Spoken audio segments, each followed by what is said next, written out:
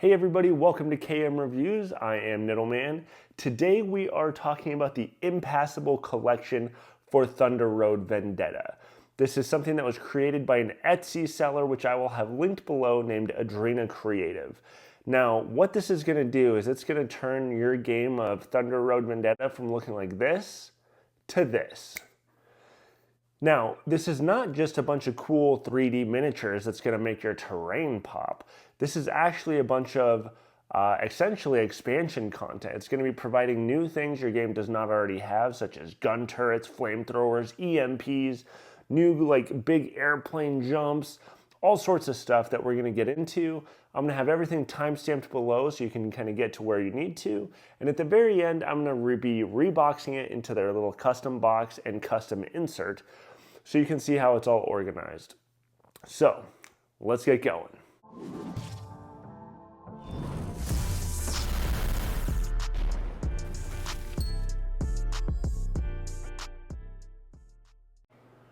Okay, so the first upgrade that comes in this box are the hazard markers.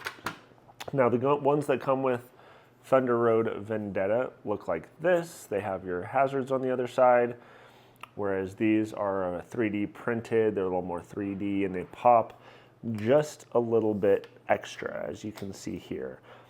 They are basically the exact same thing, however they're blank on the other side. They provide this little black bag where you have all your actual hazards from Thunder Road inside. So what happens is, whenever you activate one of these, you know, your car drives on it or whatever, you just draw into the bag to see what your hazard would be. In this case, we'd have a quake, and we'd resolve that. But this does a couple things. One, it just kind of looks nice. Two, it does give you a little bit more of a randomized way to figure out what hazard you're going to get. It's kind of fun to draw it out of a bag. Now, you don't have to use this, obviously. You could still just use these, or you could even put these underneath these if you wanted to.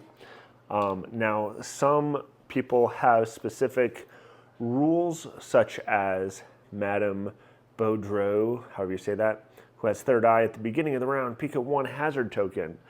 Well, since these are all blank, what you would do is you would draw one from the bag and peek at it, and then you would just put that one underneath, which would allow you to, one, remember which one you looked at exactly.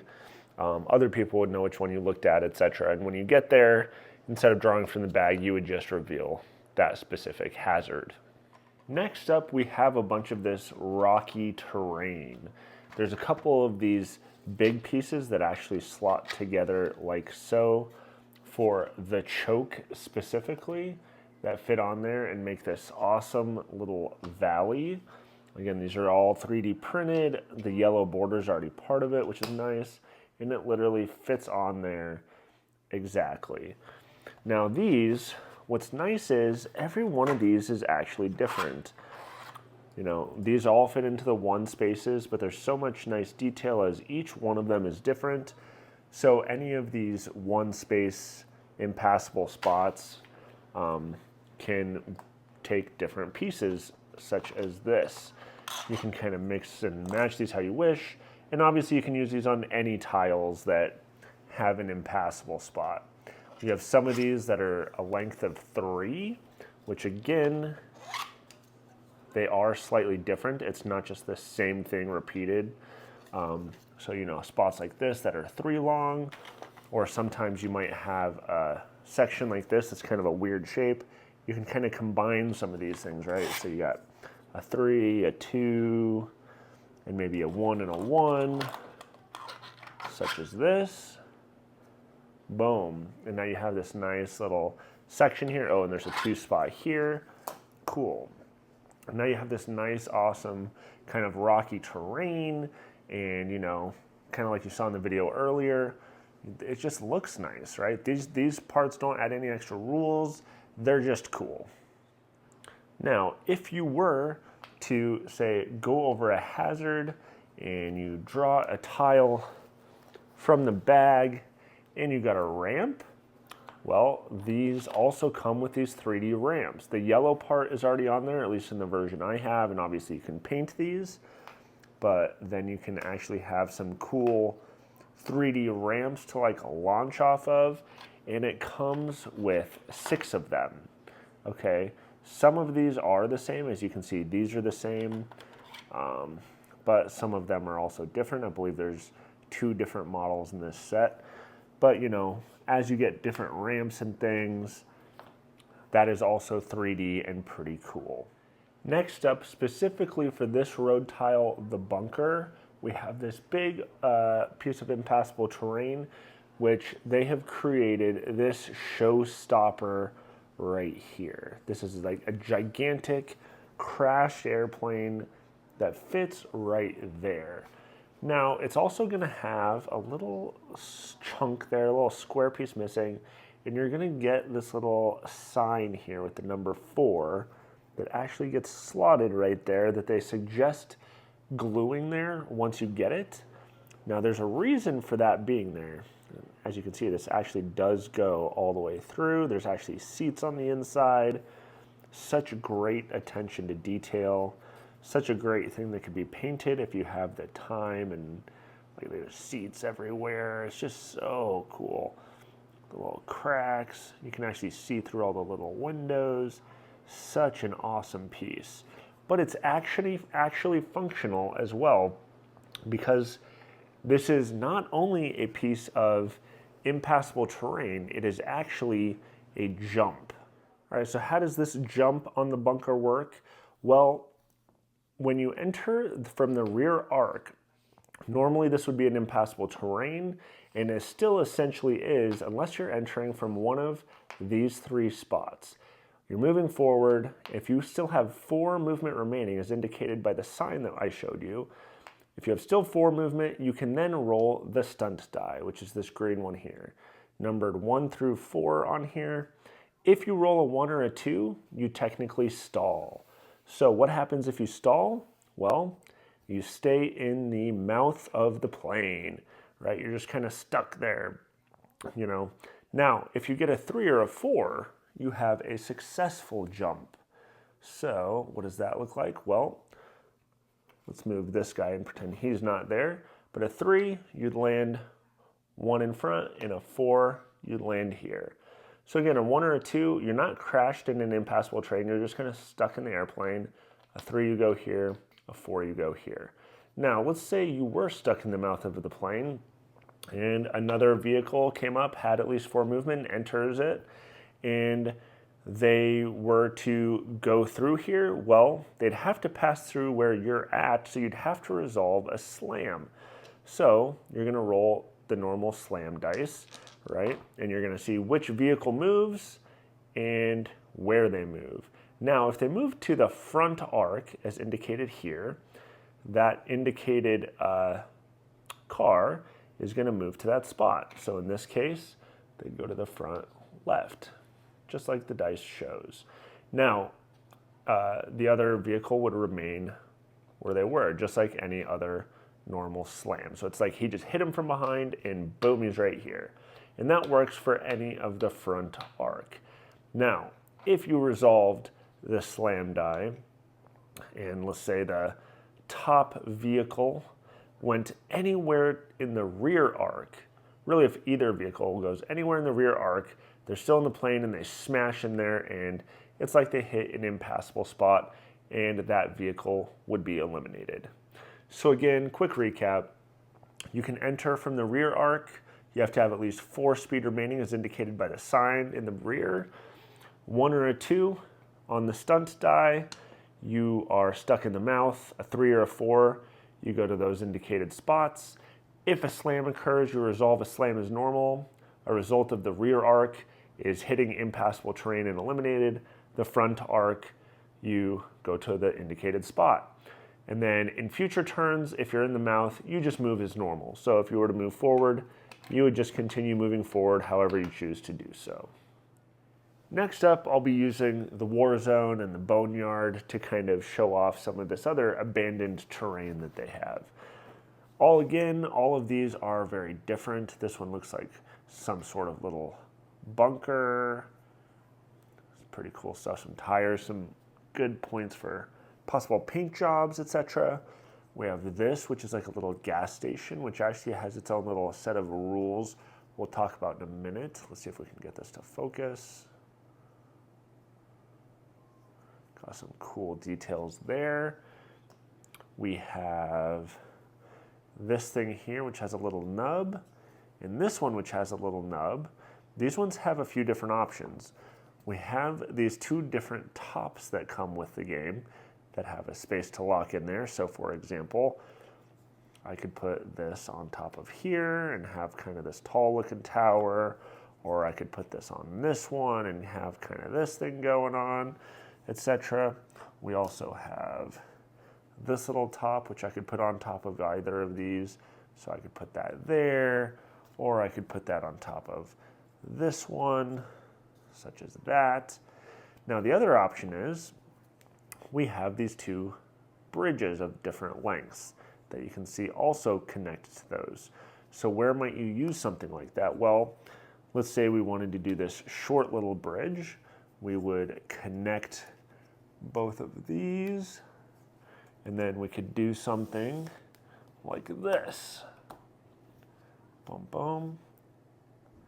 So those two little spots right up here kind of connect with a nice little bridge. So that kind of creates a cool looking little thing there. Or we can use the long bridge to connect kind of a farther apart space. So it's maybe something like this, right? So you have a couple different options there. Bridge doesn't add any extra rules. It's just functionality. Would I rather have, you know, these kind of things going on, or would I rather have the bridge? That's up to you. Purely aesthetic and fun. We also have this piece here. As you can see, some awesome detail, some cinder blocks, some broken down stuff, some tires, etc. We already mentioned the gas station and this one. We have another one that's just another rock, again, independent from the other ones and separate. We have this one here, which will also have its own set of rules. It's going to be producing some green slime, goo, whatever you want to call it. We have this little looking abandoned, I don't know, little shed, I guess. Pretty cool. We'll put that one over here. Make it so we can see it a little better. We also have this one, which connects with this. This is actually a water tower, and that one's also going to have its own set of rules, which we'll cover here in a moment. And then we have these two items, which look like some, you know, storage things that are falling over, but these are actually ramps as well, and we will be going over the rules of those as well. And then we have, lastly, just another couple of impassable terrain spots that just look cool, right? So we can put these out here. And so now you have all of these options as well. But as I mentioned, a bunch of these ones have their own rules, so let's go over those. One thing I also forgot to point out really quick is this one actually has two nubs, because you're also going to get this little piece here, which actually does connect to the top of this. I believe the reason they did that was just for storage when it's in the box, as you'll see. You need to be able to have a little bit of room there, and that provides you that. Although technically you could also connect the bridge to that. So first, let's talk about these container ramps. Okay, yes, they are technically an impassable space, but you can kind of see there's a little space there that doesn't look impassable. That's because these are also ramps. What's nice about these is kind of like the plane, you can enter them from any of the rear arc, unlike a normal ramp, which has to be directly from behind. And then you would roll the stunt die just like normal and move that many spaces. However, because it's curved, right, you're going to be going in that direction. So, essentially, the first space would be directly in front, and then you're going to count kind of in that arc for however many spaces. So if we went off of this ramp here, it would be 1, 2, 3, and 4, right? The other way for the other one. Now, what's fun about these upgrades, right, is even though this is a 2-space thing, I can kind of combine this to make a ramp here and put this double space over here to create this kind of cool looking bridge thing, right? So I can make it like boom, boom, boom. I already had it nice. I messed it up as I'm explaining it, but so now I can make it so it's like he's jumping over this bridge, right? So let's say I've entered it from over right here, and I'll go, okay, boom, I'm going there, stopping my movement, rolling the stunt die. I get a 2. So that would be 1, 2. Right now, if I hit a 1, that would be right in front of it, which is an impassable space, and I would crash right there. But it's just kind of cool how you can kind of mix and match these things and kind of make it how you wish. But those are the ramps. Again, enter anywhere from the rear arc. The first one is directly in front of it, and then every space after that is going either to the left or to the right, as depending on which one you're using. Next up, we're going to talk about the gas station. Now, I know there's a bunch of other stuff I don't have on the board. I'm just focusing on this one for clarity's sake. But the way the gas station works is it is an impassable space. That never changes. It's not a ramp like the other ones. But if anyone ever crashes into it and is eliminated, right, what happens is you add one of the flame markers that you have for the game right there. And now that stays on fire for the rest of the game. And anyone who ever passes by it in any adjacent space now ends up on fire. So again, it's just a normal impassable terrain space, but if anyone crashes into it, boom, it lights on fire, and now any adjacent vehicles that ever pass through it also light on fire. Next up, we're talking about the water tower. Again, this is a piece that gets added on there, and there's a reason for that. For once we add it to the board, if anyone ever crashes into this space and is eliminated, the water tower falls off. So what will happen is you roll the direction die, and it falls off into that space. So let's say this vehicle was here, and we rolled this die. This goes here, eliminates that vehicle, and now that space is also impassable for the rest of the game. So if any other vehicles were to come up, they could not go that direction. They would have to go a different direction. Next up, we have the toxic Goo Shanty, or the bubbling toxic Goo Shanty. This one has a couple different ways that you can play it. Option number 1 is when it enters play, you have these 3 toxic goo, slime markers, whatever, that work the same way as these ones where they stop your movement.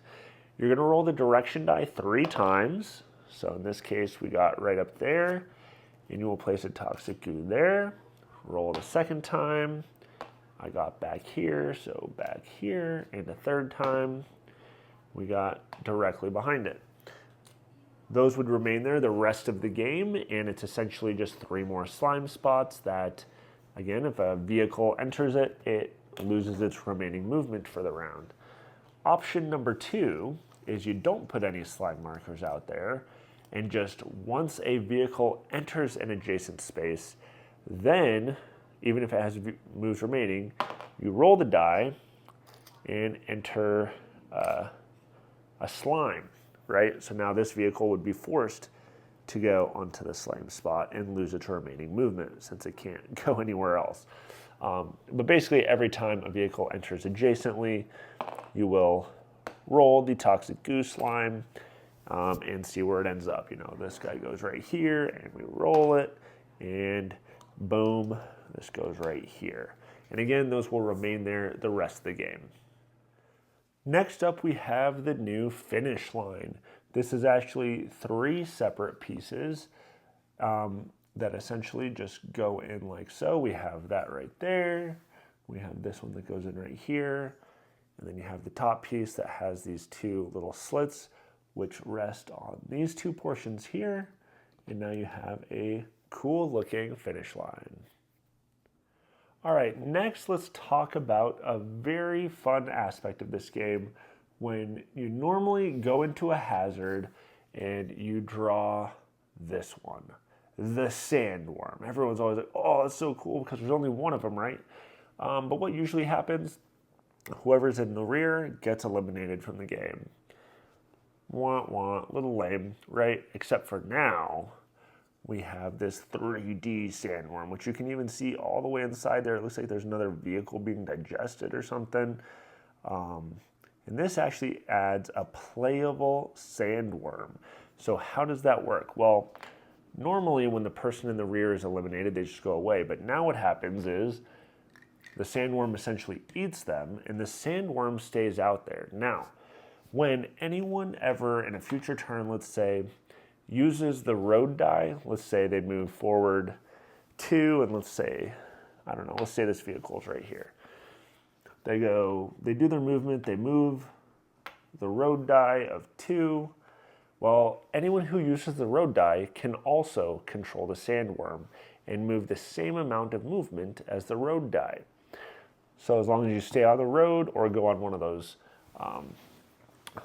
salt flats where you can also use the road die, you then get to control the Sandworm. So in this case, he can move forward 2, so he might go 1, 2. And now he's eating this vehicle, and that vehicle is now eliminated. Now, you can keep moving the Sandworm up to a point because it cannot also go through impassable spaces. So if in the future it were to go boom and be controlled to go right there, the Sandworm would be eliminated. So the question is, are you going to control the Sandworm to try to eliminate more of your competition? Or maybe you're in the rear and you're a little scared, so you decide to just get it eliminated by going into an impassable space. Either way, it makes that Sandworm token much more fun. Now, something to keep in mind with that Sandworm is one of the Chop Shop upgrades, muddy spaces count as road spaces for this card. So if you take this upgrade, if the Sandworm comes out, you actually may be a little bit of an advantage as well. Now, every game of Thunder Road has a particular dreaded hazard if it's drawn out or flipped over, and that's this one, where you have to roll the shooting die to see if you survive, if you have any remaining movement, and there are 4 of these in the game, and they really suck, but they're also pretty fun, right? Now, this game, or this upgrade, actually has 4 versions of these to match these tokens. Now, each one of these has a different sculpt, as you can see, and if you have a keen eye or a good sense of history, these are actually the vehicles from the original game of Thunder Road, now being used as these little impassable spaces that may come up for your hazards. I love that there's already black in there and the yellow borders. It just looks really nice. And if these were to be painted, they'd be pretty epic. Now, another hazard you may end up coming across is the oil slick, right? Which normally, when you end up on it, you roll the direction die, see which way you go. But in this particular case, we actually have a bunch of these oil slick upgrades. We have a whole bunch of them. So whenever these come out, all you actually have to do is put one of these right on there, right? Covers it right up. Looks pretty cool. So there are ones with on one side, there's this one on the other side, etc. And again, they count as road spaces. So if you're dealing with that Sandworm, for example, or using the road die, yes, technically if the hazard comes up, let's say right here, you could just get rid of that and just put the oil slick there, and it does look nice. However, I suggest actually using the tile, just because it is supposed to count as a road space and it's more visually appealing that way.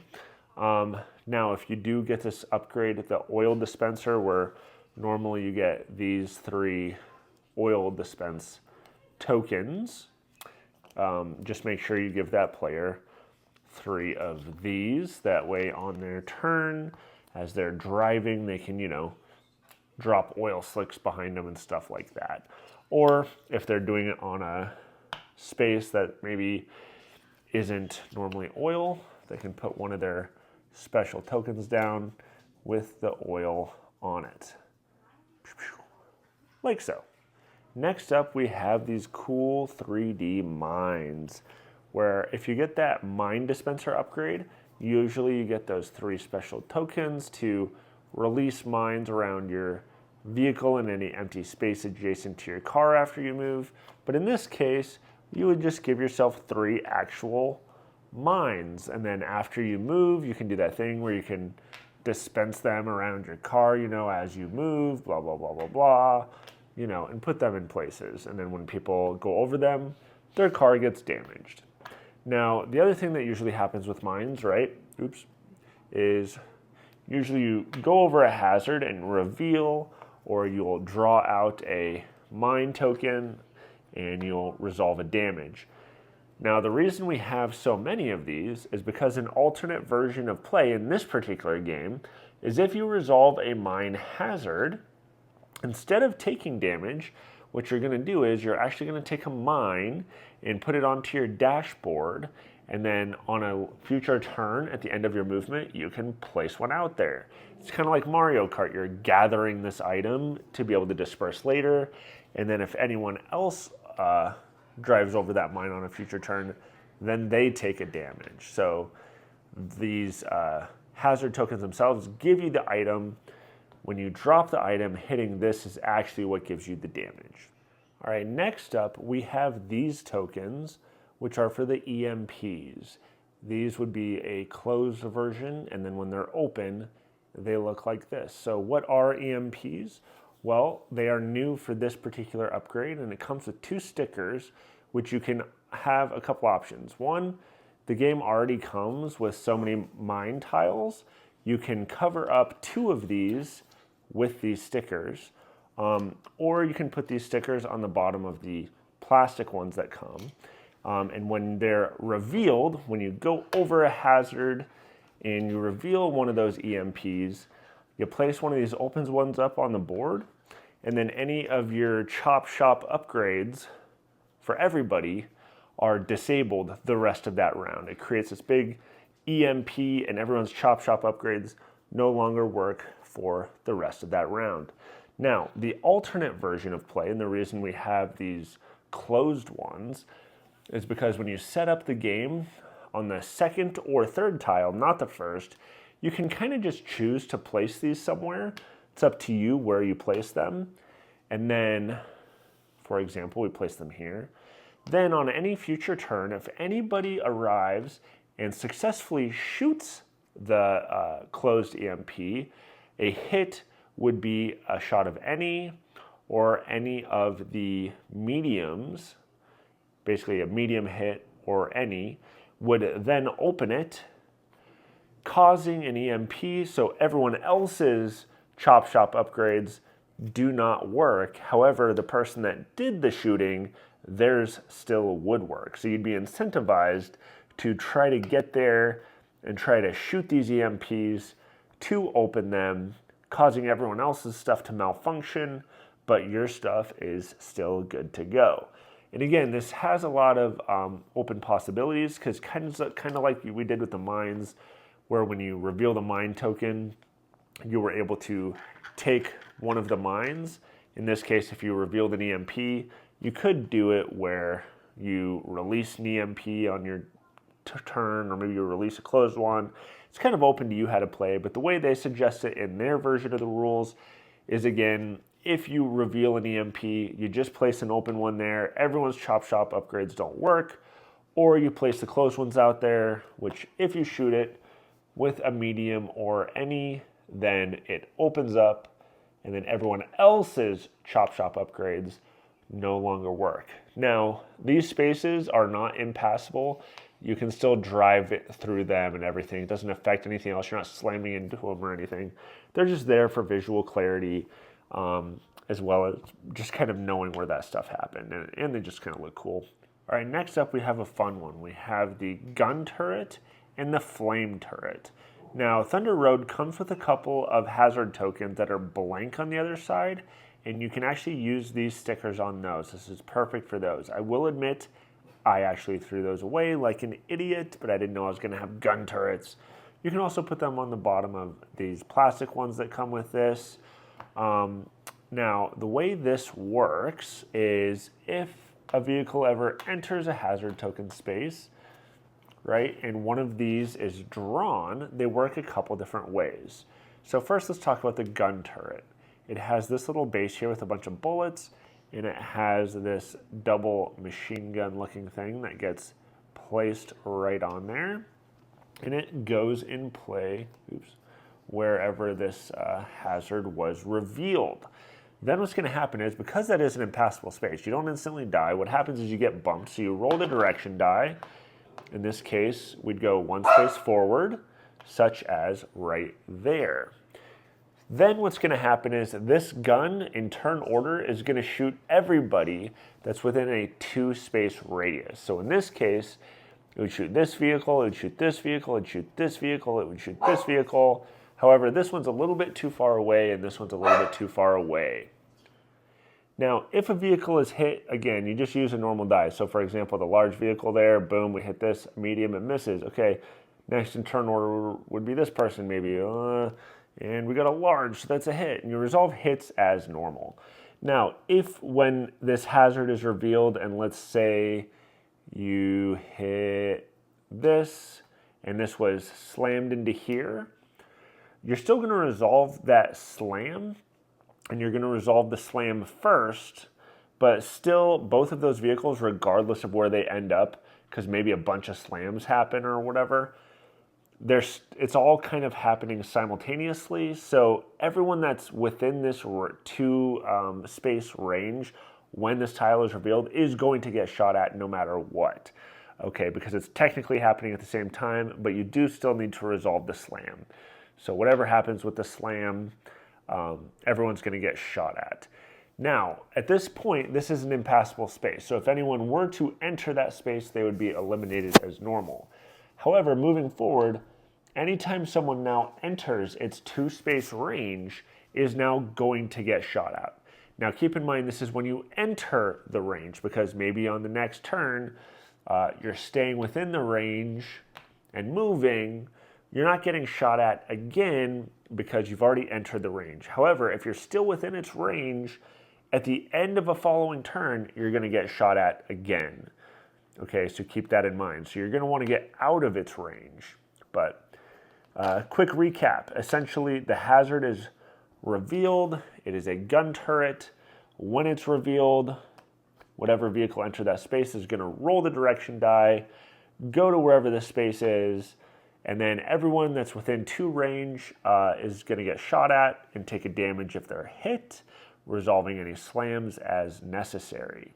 Now, the other option is if someone enters that hazard and a flame turret is revealed, that's when you're going to use this particular base and this little top here, the nice little flamethrower, as we can see.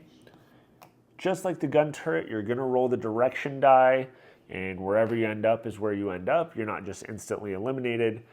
Now, unlike the gun that has a 2 range limit, the flamethrower is only a 1 range. So now in turn order, anyone who's within 1 range of this turret, in this case, these 3 vehicles, would be shot at, and if they were hit, they would take a damage, but they would also become on fire.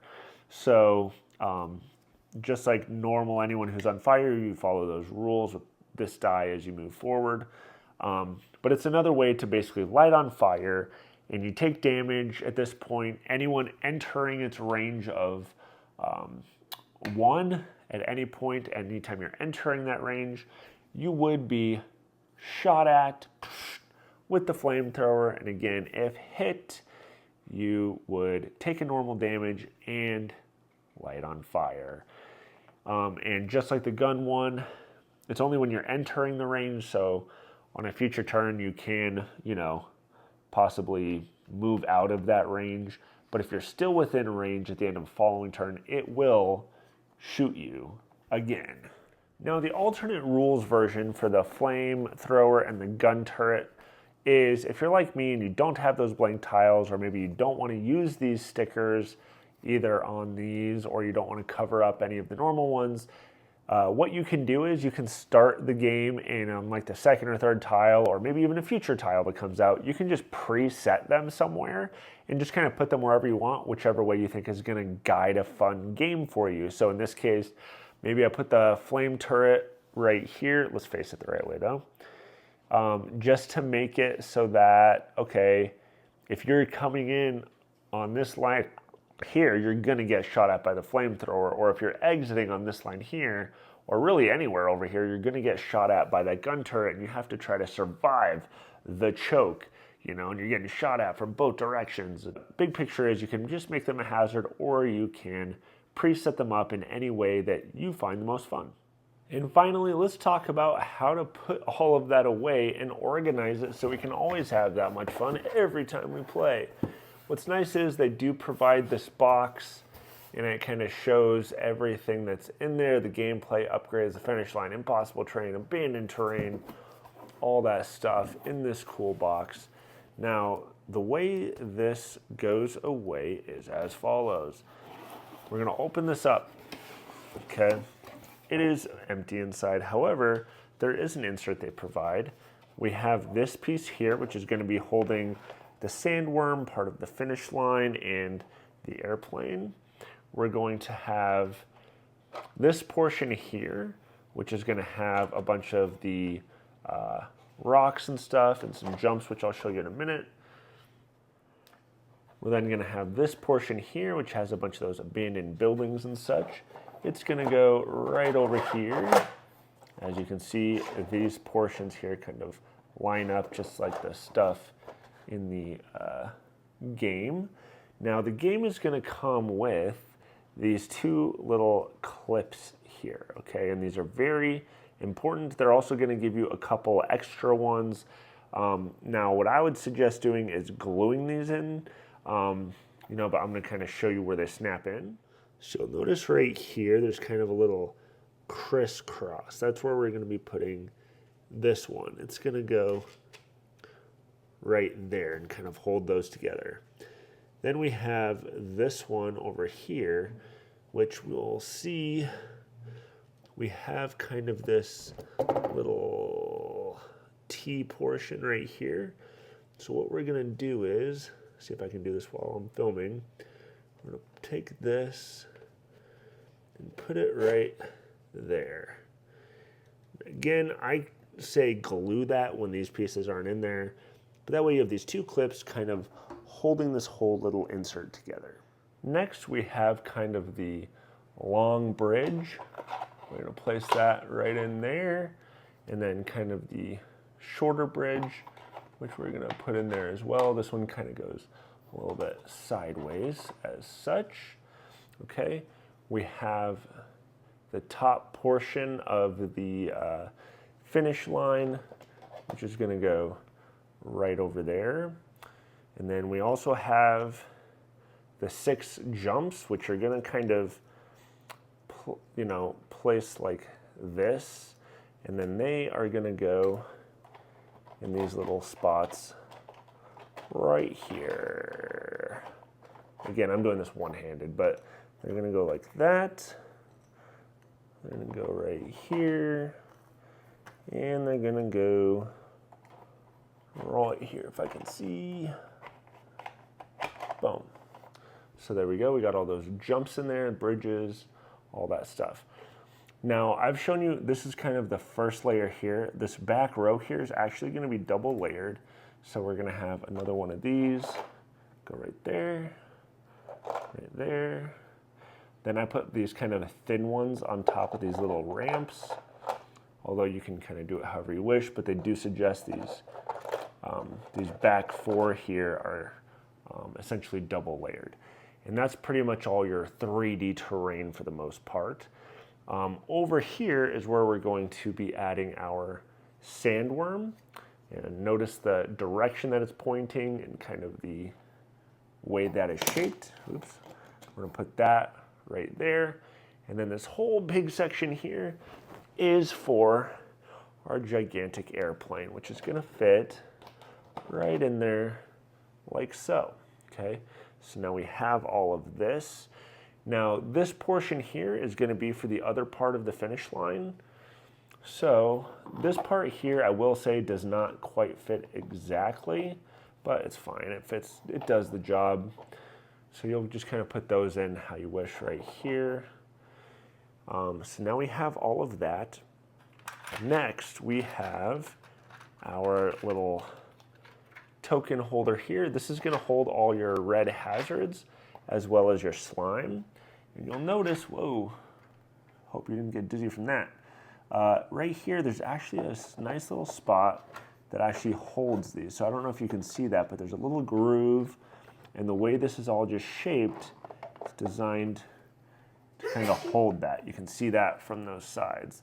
And then on the opposite side, we're gonna have this. This is gonna have our mines, our turrets, our oil, all the little pieces that can kind of, you know, come off, the little mountain pieces, the pieces for those buildings, etc.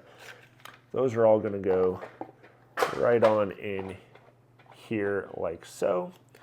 Now we also have the turret stands, which I suggest, you'll notice there's still a little room in here. You can put those right in there like so, okay? Now we have the giant little mountain pieces. These can go right on the side over here, and the other one on the other side over here. But I mean, really, you could technically do this either way, right? We'll do it like this, but they do fit in either direction. You're also gonna have your cloth bag that you're gonna place in here, kind of wherever, and I believe that is everything. Now, one other upgrade I did want to show you is this player aid card. I actually laminated this and put it in a sleeve, but this is also something that you can print out that they've offered on their Facebook page.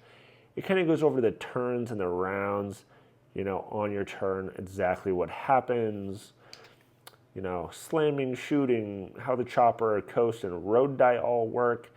Now, it is a simple game, but it is one of those things that is really nice that when you give it to somebody, they can kind of glance at it like, okay, how does slamming work? Okay, on my turn, I'm doing what? Okay, I'm assigning a die, then a command, then move, then blah, blah, blah, blah, blah. So I like to give everyone one of those next to all of their stuff. Just wanted to throw that in. But once it's all in there, all you gotta do is close this right up, tuck the little sleeves in there, and now your Impassible collection is ready to go, ready to play and make your game even better.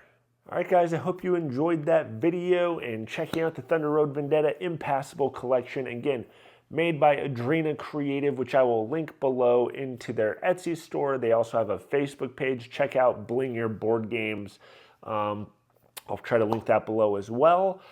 I hope you liked the video. I hope you subscribe. Check it out. I'll be doing more upgrades and inserts and looking at all sorts of board game stuff. So stay tuned.